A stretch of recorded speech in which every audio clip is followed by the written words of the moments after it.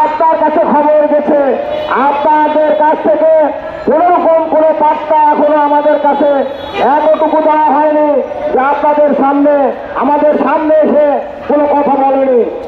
আর আমার কথা বলতে বাধ্য কিভাবে করতে হয় আমরা সেটা জানি।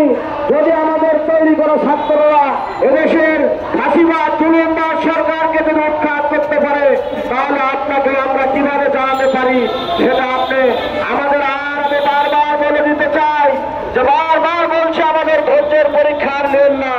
আমাদের ধৈর্য প্রায় শেষ হয়ে গিয়েছে।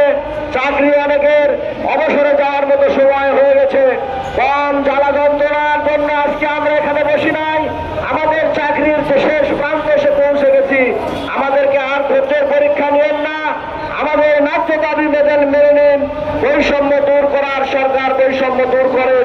সর্বপ্রথম আপনাদের উচিত ছিল নন এমপিও শিক্ষকদের শিক্ষক এমপিও মুক্ত করা, কিন্তু সেটা আপনারা করতে পারেননি। আপনারা যেটা করছেন একটু হিসাব মিলা করেন। আমি একদিন গল্পের মাধ্যমে বলতে চাই।